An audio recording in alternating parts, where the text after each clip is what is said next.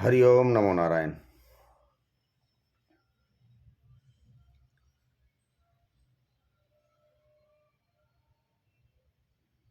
और जो भी आप भगत यूट्यूब पर हैं, सब्सक्राइब पर हैं, लाइक करें, जो करते हैं उनको अच्छा वीडियो लगता है, उन सबको आज मकर संक्रांति के शुभ अवसर पर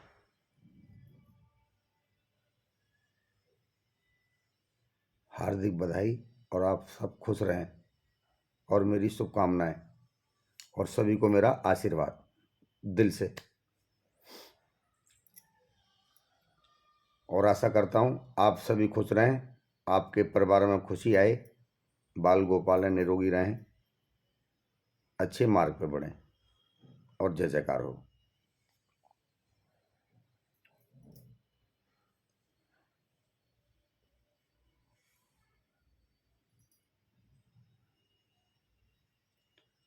और आज मैं कहूँगा यूट्यूब के माध्यम से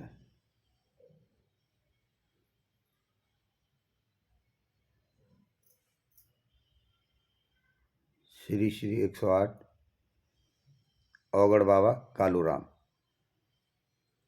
मेरे गुरु महाराज,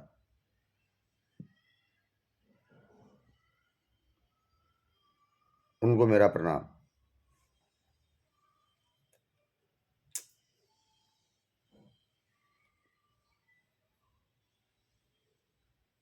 मेरी नींव वहीं से रखी।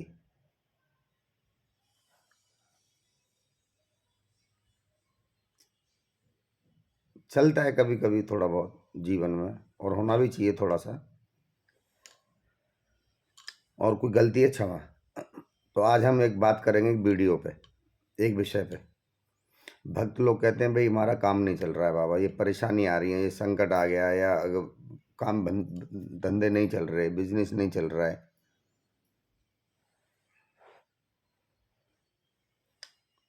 बनते बनते काम बिगड़ जाते हैं, भक्ति में मन नहीं लगता। अब 4 दिन की भक्ति मन कैसे लगेगा?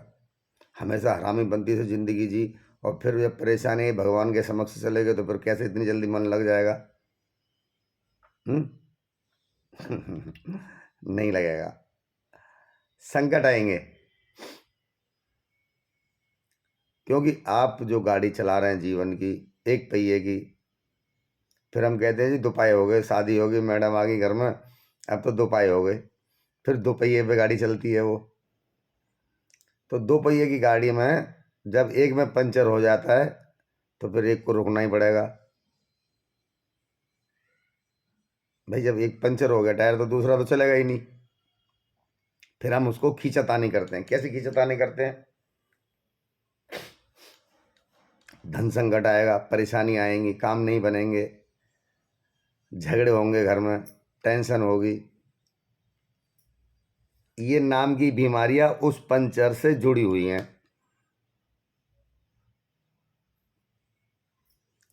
तो 2 पहिए की गाड़ी जीवन में, गृहस्थ जीवन में दुखदाई है,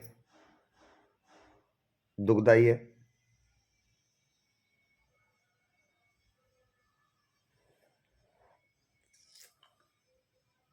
जो अविवाहिता हैं, जिनकी अभी शादी नहीं हुई है, उनके लिए मेरा एक कमेंट है आज यूट्यूब के माध्यम से, कि वो शादी करने से पहले अपने जीवन में एक राम नाम का पहिया जरूर जोड़ें।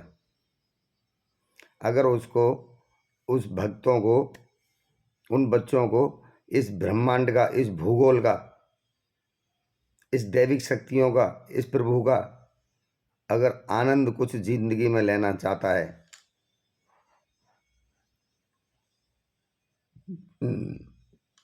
और आगे बढ़ना चाहता है, तो 2 पहिए की गाड़ी ना चलाए,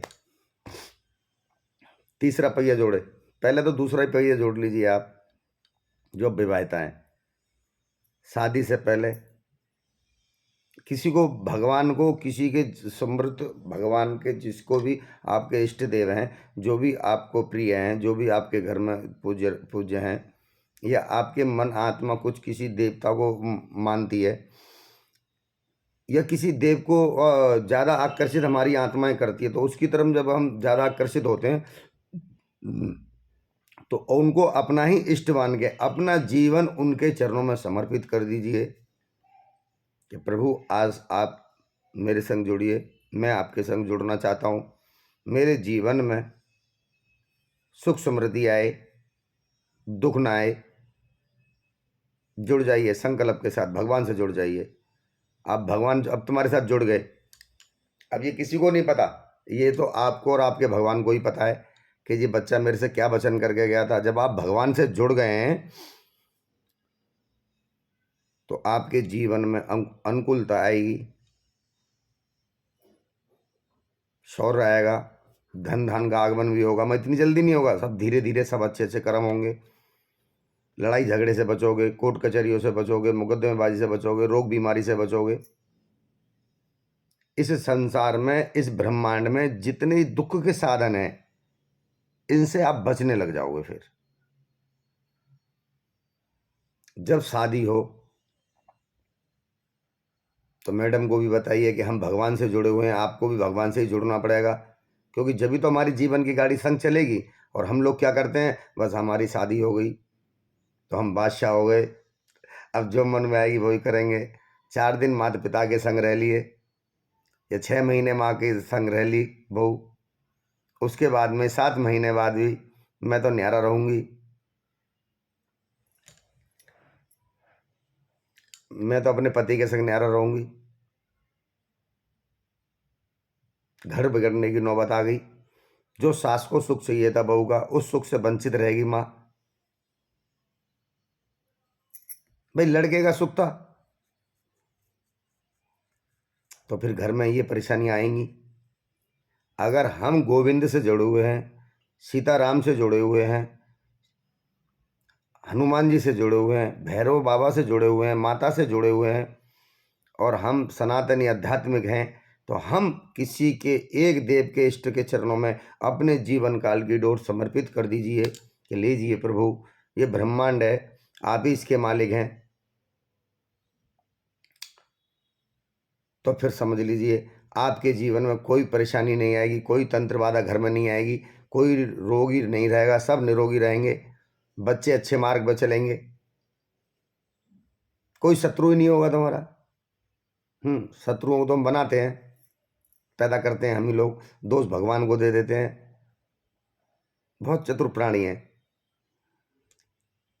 अच्छा नहीं हुआ, रोगी हो गया तो बाबा के पास आ गया, बाबा ने रोगी कर दिया, तो बाबा बाबा बाबा बाबा, ठीक होने के बाद में फिर वो दर्शन मिला को भी नहीं। तो ये मानव है, ये खोपड़ी मानव की है, इसके विचार अनेक हैं, क्योंकि जो उसका दोष नहीं है, इस माया काल का दोष है जहाँ हम बैठे हुए हैं। तो अपने जीवन को खुशहाल बनाने के लिए भगवान से जरूर जुड़ें। अगर आप नहीं जुड़ेंगे, गुरु से जुड़ें। अगर आप गुरु से नहीं जुड़ेंगे, भगवान से नहीं जुड़ेंगे, तो आपके जीवन की गाड़ी छकपक करती हुई कभी ऊपर कभी नीचे, कभी ऊपर कभी नीचे, कभी ऊपर कभी नीचे, ये चलेगा महाराज। फिर हम बाबा लोगों के पास जाएंगे, मंदिरों में जाएंगे कि हम ये अनुष्ठान करेंगे। नहीं, आज से मैंने बृहस्पति के व्रत रख दिए, माता बहन कहेंगी मैंने शुक्र के व्रत रख लिए। हाँ रख लो, कुछ भी होने वाला नहीं है हमारा, नहीं है। तो हम पहले सर्वप्रथम अपने जीवन में खुशहाली चाहते हैं तो भगवान से जुड़ें, भगवान से जुड़ें। आज मकर संक्रांति का पर्व है, आज मेरे बाबा का पर्व है।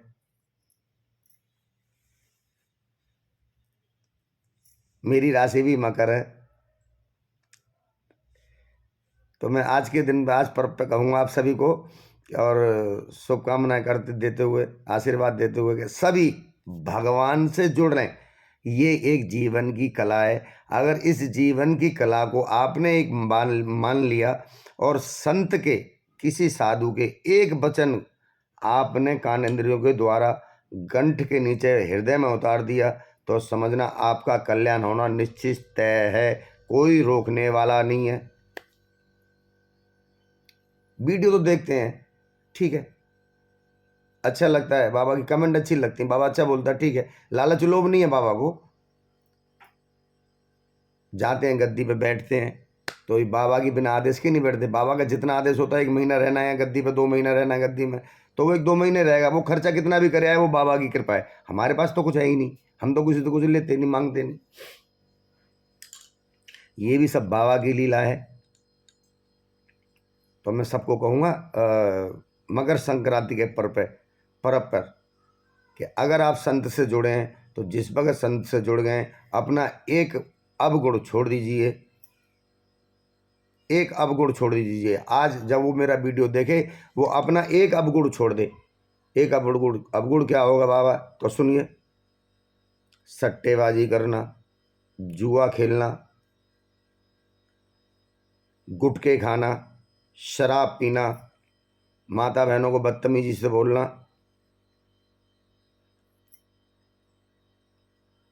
बड़े बुजुर्गों का आदर सत्कार ना करना, छोटे छोटे बच्चों को प्यार करें, हैं? देश का भविष्य है। ईर्ष्या को त्यागें, ईर्ष्या निंदा चुगली से इनसे बच जाएं। एक चीज याद रख लें, मुझे कल मरना है। एक शब्द है, मुझे कल मरना है।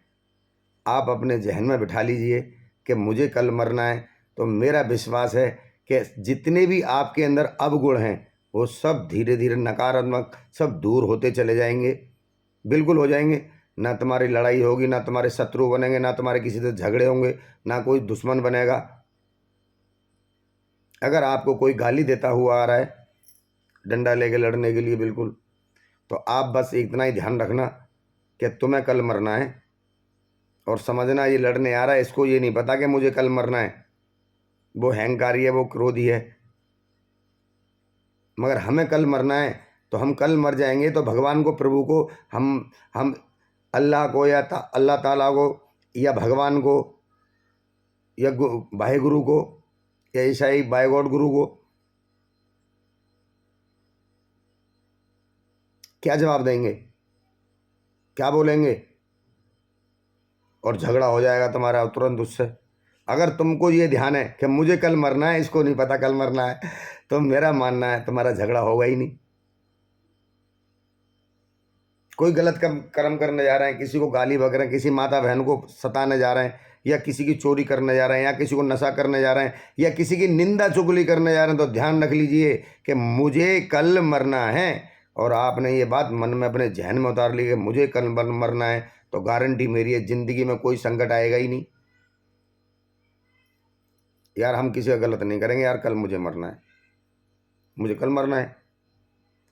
तो कल जब मुझे मरना है तो मैं आज के समय को, आज के पल को, आज के दिन को, आज के नक्षत्र को मैं सुधारूं, अपने आचार विचार बदलूं, अपनी संस्कृति बदलूं, संतों के प्रति अच्छा भाव रखूं। मंदिर में जाएंगे, मूर्ति से प्रार्थना कर आइए, पूजा कर आइए, भोग प्रसाद दीजिए, हाँ खिलाए आइए, माता को बाबा को खिलाए आइए, करिए आइए, ठीक है। वो बताएगी नहीं मूर्ति आपको कुछ भी। भगवान कहता है ना, मेरे भगत को समझ ले तो मुझे समझ जाएगा। तो भगवान को समझना तो दूर है, पहले संतों को समझ लीजिए, साधुओं को समझ लीजिए। जो साधु को समझ गया, जो संत को समझ गया, मेरी गारंटी, मेरा विश्वास है कि वो भवसागर से उस साधु की नाव में बैठ के पार हो जाएगा। कोई रोकने वाला नहीं है महाराज, जय जयकार होगी। तो समझ लें, अपने आचार विचार बदलें।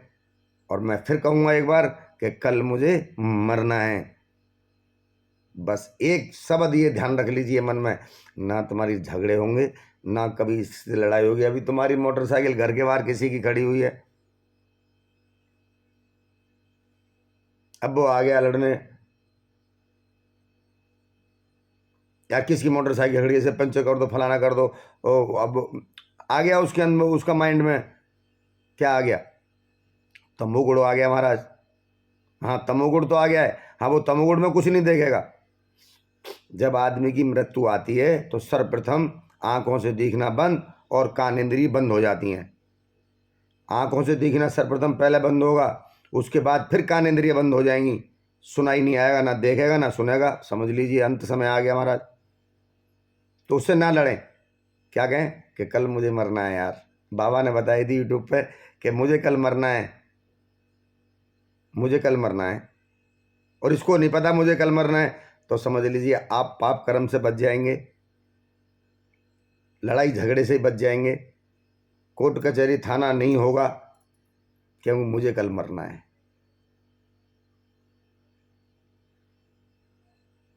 और मैं इतना ही कहूँगा, वीडियो बहुत बड़ा हो जाता है, और आप सभी खुश रहें, और सबको मेरा आशीर्वाद, खुश रहें और भक्ति का आनंद लें, संतों की संगत करें, संतों का संग करें, जीवन में खुशहाली आएगी। जय महाकाल, जय भैरवनाथ।